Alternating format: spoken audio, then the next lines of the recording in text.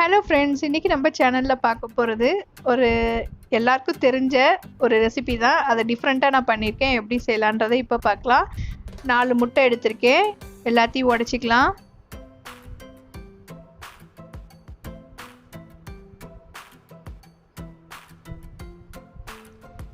இப்போ இந்த முட்டை கூட மிளகு, சீரகம், உப்பு இது எல்லாத்தையும் கிரைண்ட் பண்ணி போட்டிருக்கேன்.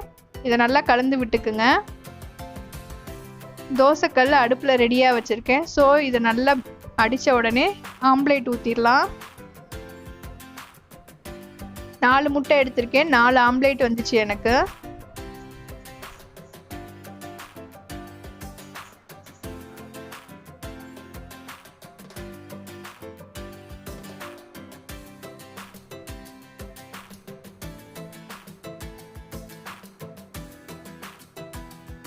இப்படி எல்லா ஆம்லேட்டையும் ஒரு பிளேட்டில் எடுத்து வச்சிட்டேன். இப்போ ஒரு கடாயில் கொஞ்சமாக தேங்காய் எண்ணெய் சேர்த்துருக்கேன்.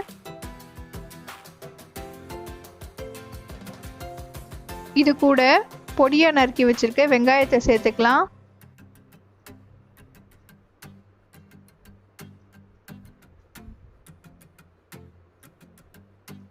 இது கூட நறுக்கி வச்சிருக்க தக்காளியை சேர்த்துக்கலாம். கரம் மசாலா, காஷ்மீரி சில்லி பவுடர் உங்கள் காரத்துக்கு ஏற்ற மாதிரி சேர்த்துக்குங்க. மஞ்சள் தூள், அப்புறம் பெருஞ்சீரகத்தூள். இது கூட கொஞ்சமாக தனியாத்தூள் சேர்த்துருக்கேன். அப்புறம் உப்பு எல்லாத்தையும் சேர்த்து நல்லா கலந்து விட்டுக்குங்க.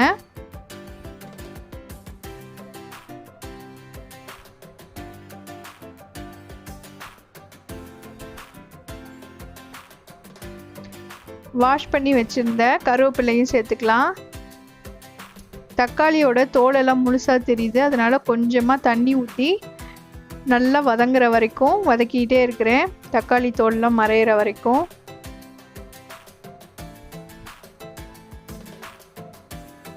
இது இப்படியே வேகட்டும். நம்ம ஆம்லேட் எல்லாம் குட்டி குட்டியாக நறுக்கிட்டு வந்துடலாம்.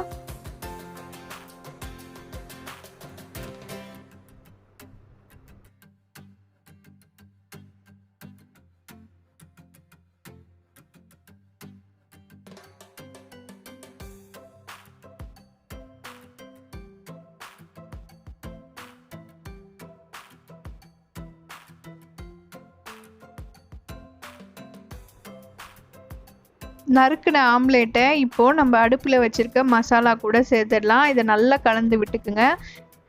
மசாலா நல்லா முட்டையில் கலக்கிற வரைக்கும் கலந்து விட்டுக்குங்க. நீங்கள் வீட்டில் குருமாவோ இல்லை கறி குழம்போ கோழி குழம்போ அந்த மாதிரி ஏதாவது வச்சுருந்தீங்கன்னா இது கூட சேர்த்து விட்டுக்குங்க. டேஸ்ட்டு சூப்பராக இருக்கும். நான் அதெல்லாம் எதுவும் பண்ணலை. ஜஸ்ட்டு தண்ணி மட்டும்தான் சேர்த்துருக்கேன். இது கூட ஒரு ஸ்பூன் அளவுக்கு லெமன் ஜூஸ் சேர்த்து விட்டுக்கிறேன். லெமன் ஜூஸ் நல்ல ஃப்ளேவரும் நல்ல டேஸ்ட்டையும் எடுத்து கொடுக்கும். அதனால தான் லெமன் ஜூஸ் சேர்க்குறது.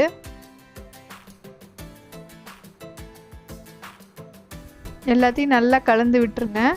இப்போ ரெடி ஆயிடுச்சு நம்மளோட முட்டை ஆம்லேட் மசாலா. இதை ஒரு சர்விங் பவுலுக்கு மாற்றிடலாம்.